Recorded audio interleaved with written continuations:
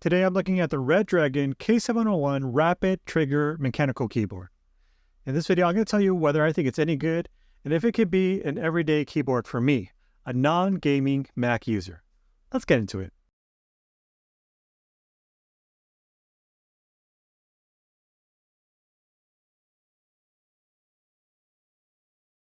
My name is Patrick and this is Everyday Tech for everyday people. In the past couple years I've gone through a number of keyboards, most of them being Keychron keyboards. Today I'm looking at this keyboard from Redragon.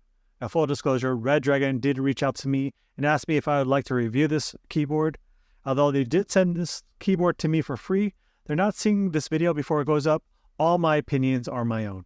Actually, this is not the first keyboard Redragon has sent me.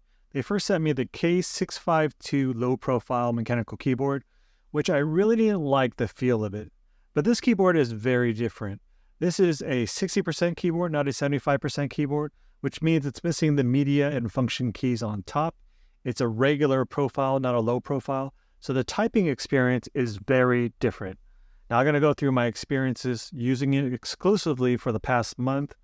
But before that, I'm going to go through some of the features, do a little bit of a sound test, go through some of the software configurations, and share with you my overall experience, especially as I use this mostly with my Mac, and just share with you my overall opinion on it. So let's do a quick unboxing of the Redragon Irelia 60% keyboard here. The only thing I've done is just open up the tab here, but I haven't done anything else. So let's quickly open this and unbox this here. It comes in this very nice box here. It says open here. Very well done here. We have our keyboard here. So this has some foam pad on here. There is some documentation on the inside of the keyboard. I'm going to set this aside for now. We have our quick start guide, I believe, and some other documentation.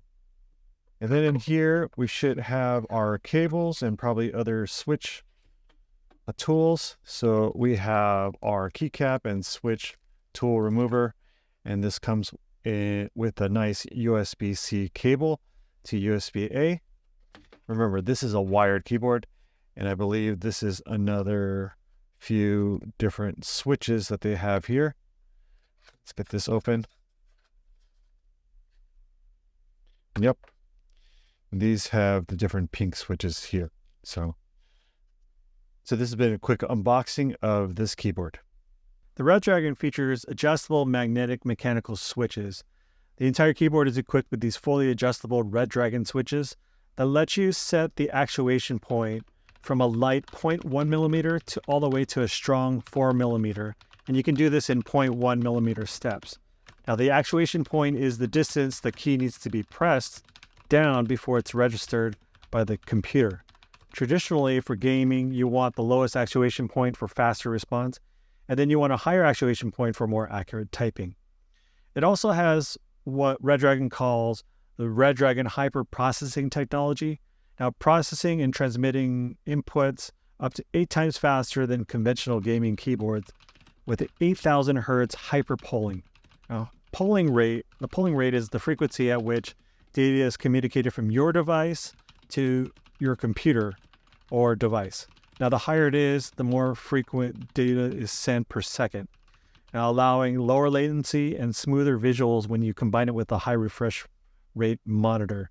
Now, the hyperpolling is also CPU dependent to be able to handle all the data at once. This keyboard also has RGB backlit with 20 different presets, which you can program in the software, or there are keyboard shortcuts for this as well. It also has double shot PVD keycaps. Now this is designed for greater durability, but the downside of double shot keycaps, which is the same on my Keychron K3 Pro, is that the keys are not transparent. So the backlit shines behind the keys and not through it. In this pretty lit office, I can barely see the backlight. It really looks like a very subtle decoration. Of course, when I turn off the lights, it does help me see the keys a little bit, but just a little bit more. I'm more of a touch typist and I don't really look down on my keyboard too much, so this is not really a big deal for me. Here we are in the setup application. This is a Windows only application. I'm running it here on Parallels on my Mac. This did run fine on my wife's Dell computer without any issues. But pretty much with this software, we can do any kind of customization to this keyboard. We can change the key, the mapping of the keys. We can remap any of these keys to any other keys. We can create macros, which basically are a combination of key presses. We can change all the light settings here in the software. We can do any of the types or presets here. And whatever is showing up here on the application is showing up in real life here on the keyboard on my desktop here. So I can change the different type, change the color of that type based on my preference here.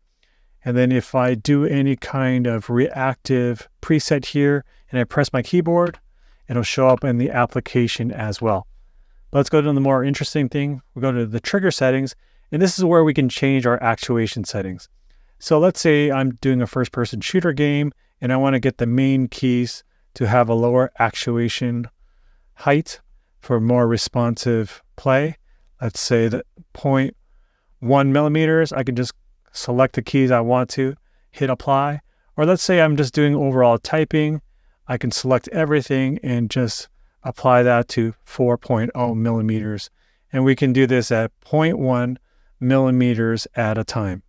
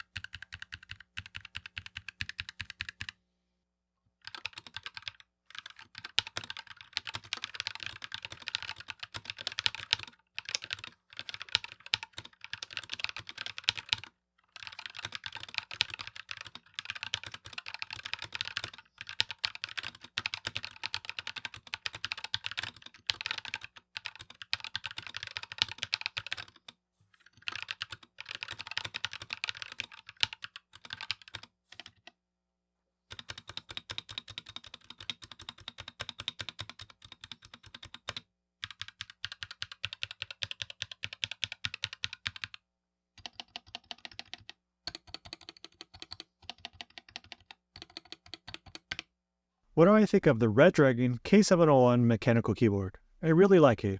I'm actually quite surprised how much I do like it.